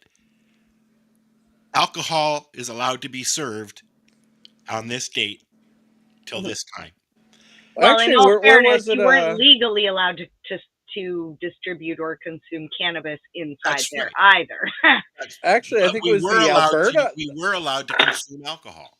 I think this was the Alberta. Where was this at? There was an event somewhere where it must have been Alberta. I grew up. That there's a little bit of a party and there was alcohol. Okay. But they had to Sounds like get the cannabis out of the room because it was turning into an alcohol licensed event somewhere. Or maybe it was hilarious. It was just like, alcohol's coming out, get rid of the weed. But when the weed came out, got to get rid of the alcohol. It was like, yeah, stupid. Must have been in Alberta. But it cracked me up. Yeah, it's just funny. I feel like that will eventually change too. They'll be like, why can't we have both in the same area? Well, it should be 19 why can't or somebody plus. take their drink where they're going to consume weed? Well, to be honest, I sort of get it because if you're not experienced doing both together, they do potentiate each other. I'm sorry, they do. Oh, sure. But if you're going to have alcohol at the event, don't say you can only have it here, but you can't have it there. No, I agree. But at the same time, I actually kind of wish there was no alcohol at the event. But at the same time... that's a different topic. But at the same time... It's a different behavior that you I don't judge alcohol. Kind or the people, like, they're trying to make a buck. Mm-hmm. And if they're not allowed to sell cannabis there, so they had a huge alcohol area at Lyft. I think they did last year too. They usually have an area where you can consume, but there's no area that you can consume pot except for outside on the fucking patio or across the street. At the Kind Fair, there's not just bud tenders there either. There are non-bud tenders. There's people of the public that go that want to talk to these cannabis companies that don't necessarily, they're not looking for samples. They just want the information, and why can't they purchase a beverage, right? Oh yeah, don't be an idiot, what I'm saying. please. That's why it's there, right? Like it is, and again, like Kind's, I'm sure that lot or downtown Toronto cost them a shit ton of money, and they're trying to make a buck. Yeah, they're trying to make a buck. So I'm not anti them doing it. Just me working these events. Fuck, I hate drunks. Yeah, that's why I said I'm good if people drink. Just don't be an idiot. Don't be an idiot. That's why I quit drinking. I couldn't go around to bars anymore I hate drunks. I bounced in Toronto in my 20s, and then recently I did the door at the lounge when we had events, and you and Larry. What? You and Larry. Cushion. Oh. But no. I was a great doorman. People loved me. Yeah, like, and we did some concerts, like we just had promotional booths, no weed or nothing, for Truro. Same thing, fucking drunks. Okay, weed. I fucking hate them. I don't even want to be around a drunk anymore. None, hate it. And I was a great, I'm a great drunk. We've done shows for years. Yeah. like the Health and Wellness Expo, the Seniors Expo, the Multicultural Festival, shit like that, with Mom, and it gets really tiring, if for us especially then, because I mean, the Seniors Expo, these people are coming up to us, and the first question they have, do you have samples? Yeah, no, that's this tiresome. was only medical back then. There was not even talk of legal. Oh no, and then. it's very but tiresome at a everybody, concert. we never had a.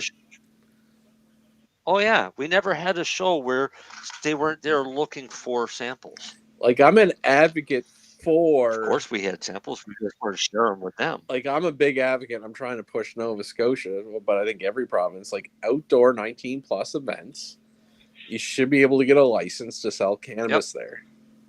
Because in the end, everyone's smoking it in the smoking section anyway. But even in Ontario place, when we were going to concerts before I moved, there was people. Yeah, but Marcel, I have the answer for that. If you want to smoke cannabis, you can get a bracelet that we're not allowed to serve you alcohol for the night. It's that's the thing. It's an easy fix. So I don't go for that. But alcohol I like alcohol and cannabis together. Well, no, but it's a start. But I like having a beer when I smoke a joint, right? So, but you get to pick and choose better than nothing. My issue's always been. Yeah, but there's nothing stopping Marcel and I from going together and him getting the booze and me getting the weed and we. Yeah, guess what? They do that too. It's called 18-year-olds. Right. Tell me what to do. No, but like people are buying drinks again than underage alcohol. Like anyway, right? Yeah. No, I think that if they want to have this controlled similar to alcohol, then it should be complete all the way around. That you should have consumption sites, locations available, and it should be fine to mix alcohol and cannabis together. It doesn't get you more fucked up. No, it does. And here's your problem. I actually disagree with you. I agree with Lennie. Because what's going to happen, Marcel, you're going to get this 20-year-old, could be a guy, I was going to say girl, she's fucking had a few drinks. I want some weed, and I'm going to get high, and she's going to get sick and pass out and fucking ruin it for everybody. It can be a dude too, right? I feel like there's a way to do it. You have to go high and then drink. If you drink and then smoke a joint. Because you guys are experienced. What I'm saying is these people that are not I've seen it at parties myself. Everyone knows I'm a cannabis smoker, right? And a lot of my friends aren't cannabis people. And then they get drunk at night. Lennie, you got any weed? I was like, well, you fucking know I do. Mm-hmm. And even one night is like, we really want to smoke it. I even asked their partners, I was like, are you sure? I tend not to smoke weak shit. And they're like, oh yeah, let them have it. And they're sick and fucking vomiting. And my name's Mud for fucking 2 years. I was like, I didn't tell you to fucking smoke it. I find it's because they were boozed, right? The ones that drink and are inexperienced with cannabis that do and these are adults. Like these are educated adults that were just drunk. And I even warned them, it's like, you probably shouldn't do this. I like to drink, smoke pot, and do mushrooms. Yeah, but you're also experienced at it. Yeah. So that's my only argument to Marcel. We had a friend here one night. The inexperienced people are going to we had a friend here one night that we were. Oh yeah, but there's always going to be those. Well, I do feel for concert promoters of all of a sudden drinks, fucking making it and worse. One of my friends had. Well, one of our friends had way too much to drink, to the point where it was just a bit too much staggering and too much slurring of the words. Yeah. And I got kind of tired of it, so I said, well, this will fucking shut him up for a while. And I gave him a salty chocolate ball. Oh, you gave him an edible. And he chowed that down. And an hour later, you wouldn't know that he was fucking drunk. No staggering, not slurring the words, having a great time, partying up a storm, but didn't want to drink anymore. I wonder if that's because it was an edible. I like this idea. Yeah, well, I'm going to tell you, that's not going to work. Yeah, that's probably. Not going to work. And then don't expect that reaction on too many people. Shoved them in a cab and sent them home. Yeah. That's my whole thing. Don't expect probably not. Most people are not going to react too well to that. Sometimes I put bananas and blueberries in everybody's my smoothie. different. I know. We live on the wild side. Creative. I'll tell you one thing that I have found with a few patients that friends have been dealing with. That the patients are alcoholics. They don't like taking cannabis as a medicine. You know what? I've always heard that if you have a problem with alcoholism, don't use cannabis as a crutch, because I don't know why, but that's what I've heard. Well, that's as strong as medical advice I've heard. Yeah. No, a lot of these guys don't like the feeling that it gets, and it makes them not want to drink. Yeah, I get that. But they only get that feeling when they drink, so they don't want to do the cannabis. Oh, listen. That's funny. That's why I don't like to do any hard drugs, because then I can't smoke weed because I don't feel anything from the weed. Well, listen, I'll tell you right fucking now. I would much rather be shit-faced drunk than high. Oh, not me. Oh, no, I love alcohol. I not love me. it. Oh, I love getting shit-faced. That's but so funny. You like drinking it, but you don't want to be around other people who drink it. Well, no, because you get loud and obnoxious. It reduces inhibition. It's fun. You get loud. You get I get why people like being drunk, but I also know the physical harms of doing it. That's why I don't. I use cannabis Max for me now to not drink. I will not go over that. I mean, I can't get sloppy. I don't like it. And I don't like the feeling, because eventually I got to go home and I'm alone. Yeah. And then I'm sitting there listening. Well, I just use much cannabis.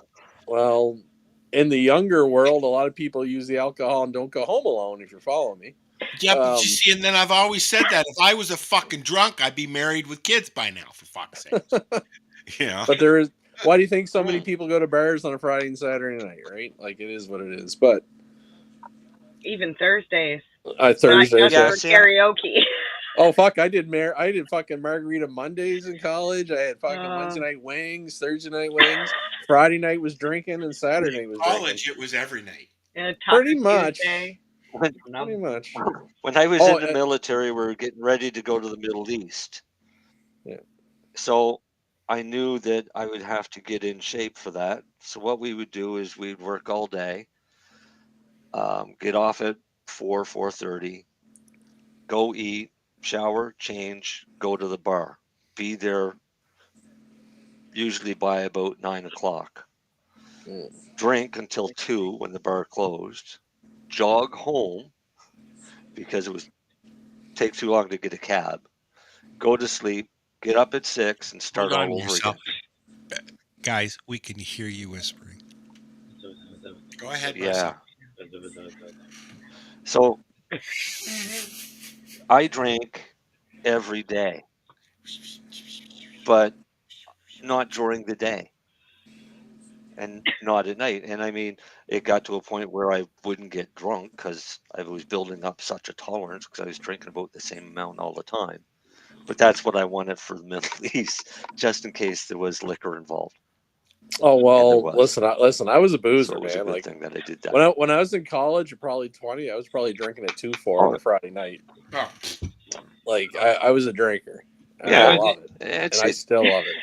In high school and college, Monday through Sunday, I had either prayer meeting or Bible study. So it was every night out there. All night, right? Every night in the church, praying or reading the Bible. So top that, boys. You should tell them the time you got pulled over with all the kids in the car. No. He's got some wild stories. Yeah. Actually, my favorite was the time we walked Better if the into car is a white school. man that says Remember free that? candy. Well, they pulled the guns out on us. I can tell you that. We literally walked into a high school looking for some kid. Went right into the office and we're like, so Timmy's like, so I'm looking for a boy. Yeah. And we're like, okay. They were at a show. He's about this tall, dark hair. Yeah, he came. He participated in a show I was doing in London. Yeah. And I couldn't get his name, but I wanted to give him a copy of my book. So I said, oh, we knew what school he went to. So we literally walked into a public school and said, we're looking for a boy, and we described him. And we dropped off apple juice because he said he liked apple juice rather than orange and juice. And they went and they asked around and looked at the thing and just like, and brought the kids, just like, where's the security here? Like, who is this guy? And I'm just looking They for a didn't boy. question me because I looked like I was a high school person, you know what I mean, just walking into school, but he clearly is a grown man. Did you find him? Yeah. We did, yeah. Gave him a book, and he was super happy about it. But yeah, the school basically hunted down, found a kid, and brought him down to a stranger. We got a message from his mom that night. You didn't abduct him, so that was a plus. Well, we didn't say that. If you had abducted him, then we never said that. Who knows? Okay. We never. Oh, is that back to the thing of getting pulled over with a carload of kids? No, that was getting stuck in a. That wasn't an abduction thing. No, I had a van. My people dad's used to offer car. their children. My dad's car was full of kids. We were at an all-night a youth event. So I used to be youth pastor, and back then you could put kids like in the back of station wagons, like nobody cared, right? So like this car was packed, and we were driving around Hamilton, Ontario, and it's all one-way streets. And it was like 3 a.m. So we were trying to go to a different Timmy's thing. Great with directions. And I'm lost. And so I guess someone called the cops on us because this black car full of kids just kept circling. With Christian music blaring out of the window. No. We didn't have the windows open. But they pulled up beside us. And you know what? They had 2 trucks. They pulled the guns out, and they had a guy come to the window. They had guns out, wanted to know everything about what was going on. It made perfect sense, but yeah. Like once if you're okay. Hey, don't post that person's comments, even though they're all showing up publicly. Oh no, Blue Moon. I think it's automatic. Yeah. Oh, there we go. What comments you guys looking at? I just took them off. Thanks, Marcel. I can't see shit anyway on this thing. Yeah. So, Timmy, the more you tell us stories about you growing up, we wouldn't have hung out together in school. Oh, 100% not. Quite honestly, hearing your stories now, I don't think we would hang out. No, I know we would not have hung out in school. Oh my God. So Timmy and I joke all the time. So there's 10 years difference between the two of us, and I'm like, wait a minute. Yeah. I'm like, so that means when he was youth pastoring, I would have been the youth. Yeah. That he would have been pastoring. I'm like, you know how different my life could have been? How much trouble I could have given myself? Timmy's life could have been big trouble too. Right? I could have got him in trouble so much sooner. Yeah. She would have gone through life. Oh no, that's pretty much fucking normal in religion, isn't it? Right. I have some things I need to talk to you about, teacher. You look the same age. You just got 10 years older. I keep telling her she looks 50. Yeah, you look the same age. I'm laughing. I'm watching a hockey game in the background. It's in Sudbury. I know. And all I can think of is the TV show is Shoresy. Shoresy. Oh, I've been hearing about Shoresy, but I don't know anything about it. I haven't watched it. I know Banksy.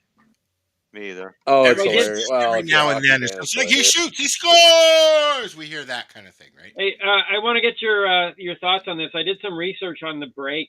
I just want to go back and just because or else my research is useless. But we're talking about the Harrison Ford and Sly Stallone thing. Let me just Samuel L. Jackson. You know, Samuel Jackson's close. I don't buy it. For a franchise, what? Fury. Okay, so he did Nick Fury, and he also did Mace Windu. Yeah. But however, there was a they weren't at the same time between the franchises, exactly. But listen to these two. So right. Ian McKellen did Gandalf and Magneto from the that one counts, right? Yeah. And Patrick Stewart did Xavier and Picard. They were doing all the Star Trek movies at the exact same time while Xavier was in X-Men. Yeah, I'd go Picard was more of a. I consider Picard more of a TV. I know they did movies, but it was more TV. Yeah, and I also I think here's where it still doesn't connect with I think Harrison and Sly is because both those guys were the central main character. Ian McKellen, even Sam Jackson, and Patrick Stewart. These movies were not about these guys. Ian McKellen, he was a big fucking character in all of them. Yeah, but there's a lot of was the movie character. There was a lot of characters. Was the movie called Gandalf? No, it was The Lord of the Rings. It was actually about the little Hobbit guys. Yeah, but fucking Gandalf's kind of fucking important. It's also it wasn't called Han fucking Solo. It was called Star Wars, and Luke Skywalker is technically. Okay, all right, but Yeah. Indiana Jones. Okay, so then actually we got. I vote Ian McKellen in there. I think he's in there. Okay, I put Sly at the top because his character was actually the namesake of Sly's both number franchises. one. He is number one. Then I go Harrison, and then I go with Ian McKellen, and I think it gets a little thin from there. I think it's very thin from there, but yes, Ian counts. So okay, we put Ian in there as number 3 then. Okay. Does Spicoli count and Sean Penn? Yeah, but was it a franchise? It's an iconic character. There's a big difference. Not done franchises. No, well, he's Spicoli was movies. He actually hasn't done any franchise, has he? I just watched he's just done single films. I just watched the documentary he did where he went to Ukraine and talked to the president and other people and went out doing war stuff. And what about? But it's even hard to find actors that have been even like multiple mega characters. Like they weren't at the same time, but Tom Cruise was Maverick. He used to do that a lot. And Mission Impossible, right? Yeah, he did Ethan Hunt, and he was also I guess Harrison Ford actually did the Harrison Ford also did the Hunt for Red October guy. He played him for multiple. Jack Ryan, yes, right? I like that character. I really did. That keeps him at number 2 solid. Technically, Alec Baldwin did that one. I think he did 3 of them. Vin Diesel did Triple X, and then they turned around and did Fast and Furious franchise. Yes. Yeah, but Triple X doesn't hold up still. It lasted for 3, I think. It was a good movie, but it doesn't hold up. His big one is the Fast and the Furious. I'm giving votes to my boy Keanu. Oh, man. yeah. He did a lot of fucking huge characters. Yeah, that's spread out, and that's a big difference. I think that's what makes the Sly one so much more interesting than all the rest. Is that it's one thing to have multiple iconic characters. There's iconic actors in general, but Sly 2 characters as his namesake at the same period of time that nobody. I'm even going to drop Harrison off the list as much as I like Harrison. Nobody else holds those credentials. That's pretty impressive. Well, to be fair, so as much as I'm shitting on Luke Skywalker and Harrison, Han Solo outside of Darth Vader was the coolest fucking character in Star Wars. Well, yeah, I will.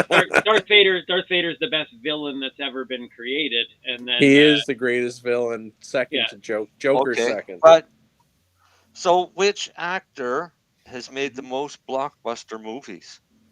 I'm going to vote without looking. I'm going to vote probably Stallone or Tom Cruise. Yeah, it might be Tom Cruise. Probably Cruise. But somebody's going to have to look that up. I will tell you this, though. What's the definition of a blockbuster? I already did. It's Samuel. I already did. It's Samuel L. Jackson, and he's got over 150 films. Blockbusters, though? And he's earned over 7. That he was the lead character, though? That's called I have no doubt. He's got one of the biggest film credits ever. But it's basically what actor has the most blockbuster movies. So it's been in them. I'm talking about like lead actors. Yeah. He's been in. He's got the biggest list of movies amongst any actor in the world. I mean, he's been in everything, which is credit to him. Over Gene Hackman, Michael Caine. Michael Caine's been in a lot too. That's an interesting one too. To look into. However, one of my favorites though, this goes into TV though, is Frasier. You know, nobody else has played the same. You know what? I've been enjoying 22 years. I've been enjoying the new ones. Across 2 shows, and now he's on his 3rd one. We'll see if this one does well. But is Nigel in it? Episode's coming up soon, I think. I don't know. No, I didn't think Nigel returned. Did he? No, he died. Oh, he died. Spoiler alert. Well, no.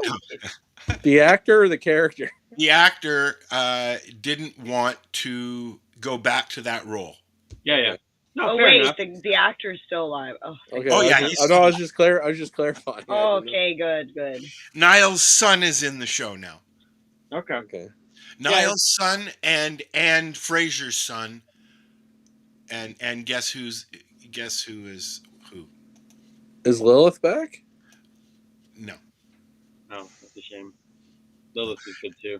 What was her name? BB Newworth? BB Newworth. Yeah. Fuck, I can't believe I remember that. All right, this is interesting. It's the top stars in leading roles at domestic box office. At the what? At the what box office? Domestic. Oh, Number domestic. 1. Tom Cruise. Gotta be domestic Tom Cruise. box office. All right, so that's not the world. Yeah. No, it's Samuel L. Jackson, number 1. Okay, that's quantity. The not leading quality. actor, I call bullshit on the criteria. Yeah. Just wait. Leading actor based on credits in that role in 54 films.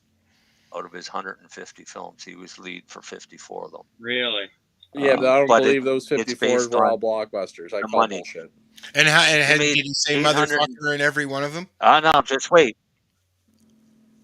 Avengers Endgame made them 858. Oh, they're just doing $1 it based million off totals. Okay. Right? Yeah, but there's no Nick They're Fury doing it off is the money. not Nick Fury is not the lead character in Endgame. Yeah. No one, not even No. Iron Man gets credit for being a lead in a movie like that. Yeah. Kong, Robert Downey Skull Jr.'s Island, close. And Robert Downey Jr. second. Same thing. They're 29 blowing leading this actor, off MCU. 29 I call credits. bullshit. Yeah. And Scarlett Johansson is All right, third. Timmy and I are going to do some research and create a whole new criteria and bring this back next Yeah, week. that's not. Tom I'm Cruise pretty Tom fucking Cruise is sure it's 7th, Tom but Cruise. it's based on it's based on the domestic box office is how they were picking these. Yeah, but how many the movies. definition of lead Samuel L. actor- Jackson had Yeah. 67 movies. Yeah, but that's like when they say like there's like a basketball player that has 6 championships and he was always the 6th man on really good teams. It's like you don't go in the same category as Michael Jordan just because you have the same number of championships. Yeah. Go up because you're a good actor in good movies. Even Schwarzenegger's probably up there as far as Right. Bruce Willis. I Like think Blockbuster. Lenny, you and I think I'm going to take you up on this. I think you and I need to sit down and actually look and go, like, Yeah. let's redefine Blockbuster and find What out is the definition? Like, we're gonna have to have a voting Yeah, judge category. Was that movie a blockbuster hit? Like, here's another great example: Tango and Cash. I like that one. That's a great movie. Was that a blockbuster? It's pretty. Maybe it is. might have been at the time. Like Mel Gibson. There's another fucking guy. Oh, Mel Gibson did all the Lethal Weapons. All those Lethal Weapon movies, and another one Braveheart. What Women Want. Oh, Yeah. that was a good movie. Well, Jack Nicholson. So then you're is going to go Jack done- Nicholson, exactly. Yeah, as Yeah. soon as you did that. Yeah, you but go, some of his were they really blockbuster movies though? No, we have to define Blockbuster, and we need to put lead. I If don't your name's not on the poster, And were they franchise movies? I don't Doesn't think have to there's be a been doesn't have to be a blockbuster movie franchise. in 20 years, to be honest. I don't think there's been a blockbuster movie. Okay, so Wait a minute. What classifies a well, franchise Endgame was movie? a blockbuster. More than one? No, Endgame. Are you serious, Tim? What Endgame? was it? What I said it was a blockbuster. You can't argue that. I guess. Pretty much every MCU movie for Pretty the much, like pretty much were made blockbusters. more money than any. Yeah. Yeah, it was Like a definitely blockbuster to me is a movie that at least opens up number one. If not, it should be at least number one for 2 weeks in a row. Yeah, That'd be my definition. Yeah, because a lot of movies can open up number one based on a good marketing budget. The question is, Can they do it for 2 or 3 weeks they, in a row? Can they drop? Can they do it on the second and third? And stuff like Endgame that definitely carried. You're gonna have to go and watch fucking Endgame. Yeah, well, you have to watch Infinity War. Bring your Kleenex. Endgame is number 2. Sorry. So what's the first one? So the Avatar. top lifetime grossing Avatar. for movies. Oh, it's the That's Avatar. Avatar is number 1. Avatar, I think, is the biggest drawing movie of all time, which I fucking don't get. It's the most fucking pretentious piece of Mark shit. from not seeing Avatar. Well, here's It the thing. is the ready? most dragged out piece of shit movie I've numbers. ever seen. Yeah.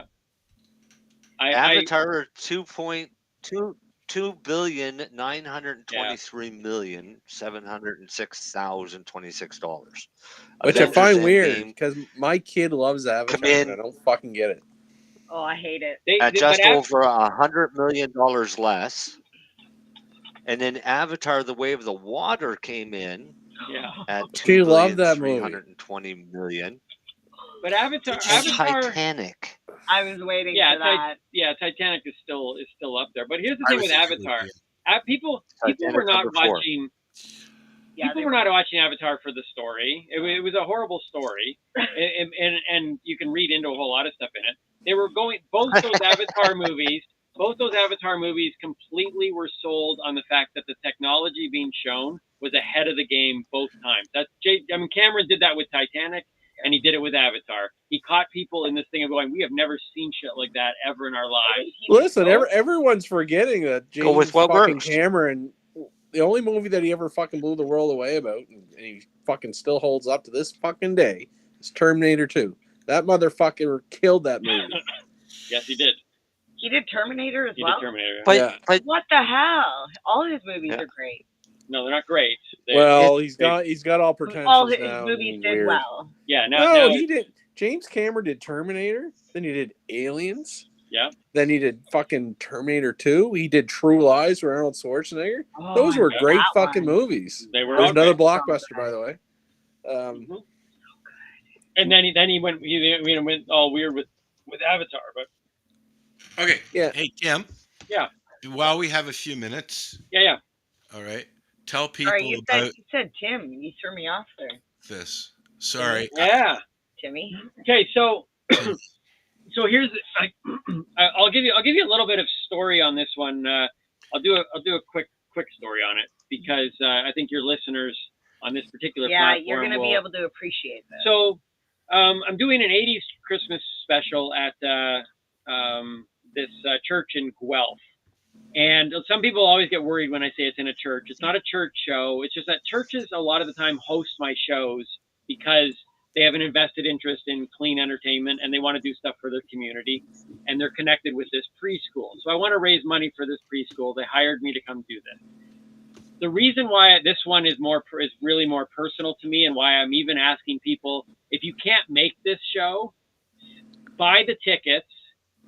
Like even if you want to go through us, support the preschool, and then we will give the tickets free of charge to people who maybe can't afford to go. And the reason why I'm doing this in particular for this event is because it's become very personal. I grew up in the church, and when I went into stand-up comedy 15 years ago full time, a lot of my gigs were in the church because that's where my contacts were. And what ended up happening when COVID happened and I made a pivot and I started to be a little public with doing the Newbie and the Doobie podcast, I knew at that moment that I was going to probably lose some fans. I was just going to ask you, has that become an issue?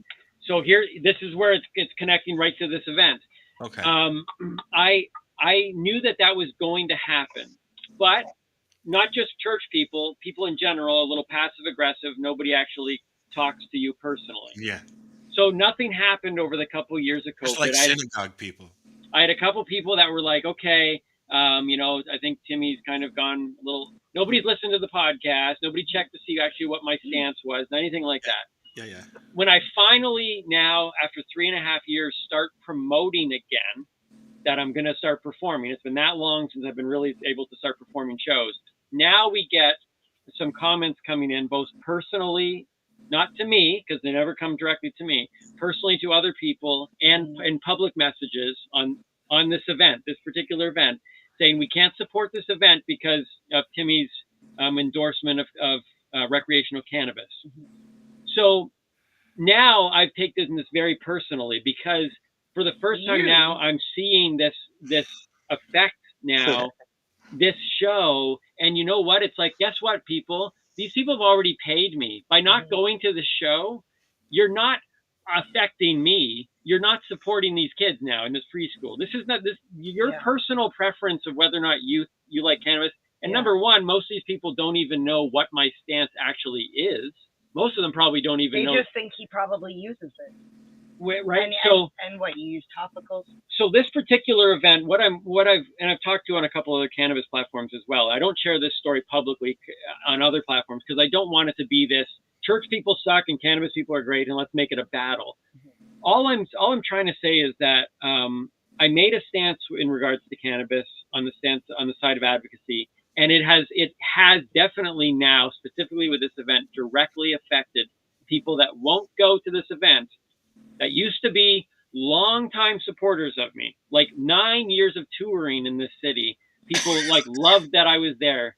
And now, because of cannabis, they will not attend and support this preschool fundraiser because of my stance, which they don't even know what actually my stance is. And so I am now reaching out to people in the cannabis space, specifically saying, look, if you're in Guelph, come support this event. Not to prove who's better, but hopefully people will understand this thing of going, the stigma that I knew was there, it cut into not fringe fans, diehard fans of mine have now stepped aside and won't support work that I do, even for good causes, because I talk about cannabis. I'm really upset because I'm the starting. I'm like the spark to the flame, to the fire that's now like.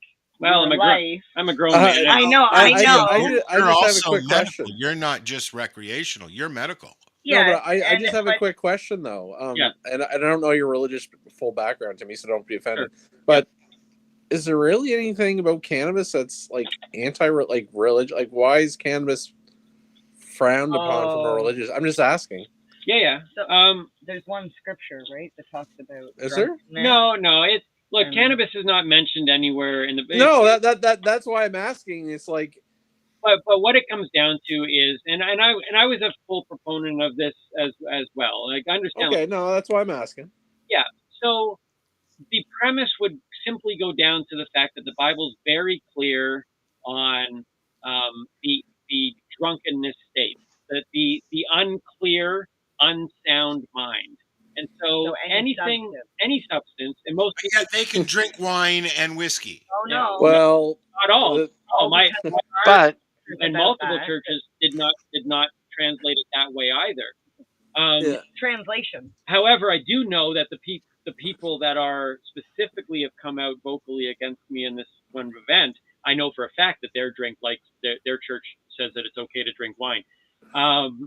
Now, there would be an outrage if I said I can't perform comedy at your church because you drink wine at dinner. That would be. Yeah, I guess that's what I'm asking because I'm also giggling. And it's the kids that are going to. That's right. That's the most frustrating for 3 minutes. Yes. What is your stance on cannabis, Tim? Oh, Timmy. That's what you want to know? Timmy. In those 3 minutes? My stance on cannabis is this. I advocate and believe now that the science and the personal anecdotes that I've come across suggest that there is a definite medical place for cannabis. Now, I still though do not think that consumption in terms of the smoking way. I think that negates some of the health benefits. But I do believe that the stigma needs to be dropped so that more work can be done, more science can be done, more studies can be had, more conversations can be had, because there is definitely a place, at least medically, if not a little bit recreationally, because when people want to use it for an escape, it's the same reason why I sit there and watch baseball games or binge watch movies. If that's your form of escape, that's cool. I got no problems with that. I do think there's lots of conversations still be had. But I do stand on the side that the stigma needs to drop, because I do think that a lot of people who use it recreationally are actually using it medicinally and haven't really pinpointed why. My favorite term, Tim, is prescribed and unprescribed, actually. What's that? Prescribed? And unprescribed. Even if that person is having a glass of wine right now as we're speaking, there is an effect they're looking for, like you call it escapism, that they want. At the end of the day, they need something to take a little bit off the edge, they'll say. Yeah. Use all kinds of things to relax. So I'm not, Valium. and I'm Yes. Valerian. The same people who will be against cannabis for that kind of take the edge at the end of the night, help you go to sleep, those type of thing, are the same people that are popping some other sort of pill or having a glass of a small glass of something to help them sleep at night. So that's where my stance is. It probably wasn't the most concise one, but no, it's pretty concise. I think that's where I'm at. So this show that's now up on the screen, I just want to say, if you're in the Guelph area, please come and support this show. It's for a great cause, and I'm just looking forward to getting back. It's a great show. I know Timmy's not going to say it, but it's an amazing show. And if you have the means, the wherewithal, please, if you can't get there, like Timmy said, maybe buy a ticket. Buy a ticket directly through MJ or I. Send us a message, e-transfer the money, and we'll put the tickets in people's hands that can't afford to go. Because there could very easily be couples. $50 is not not a stretch for the show. But there might be couples that are having a tough time, especially going into the Christmas season, and they can't afford $50, let alone pay for the babysitter or whatever. Yeah. So if you're supporting this at all, send us some money and we'll put tickets into hands of people so there's still audience members attending the show. So that's what's happening. And but specifically, this one's become personal. Should we do it? I think we should. And it's 10 o'clock. I got to run, guys. See you guys. 9 o'clock. Bye, everybody. Have a good one. And he made a really good point that cannabis is much safer than pills. Yes. But my only response is my pills are cannabis. There you go. I'm a pharmacist. I can concur that she is right. We will be back next week. Thanks for watching. Good night. Good night. CBGTV is the way to broadcast your message to an audience looking for your products or services. Affordable advertising, personalized campaigns, special promos, event attendance, and more. Talk to someone today, in person or by email. Find us online at www.cbgtv.com. Or you can send an email to admin@cbgtv.com. Additionally, Cannabis Broadcasting Group here at cbgtv.com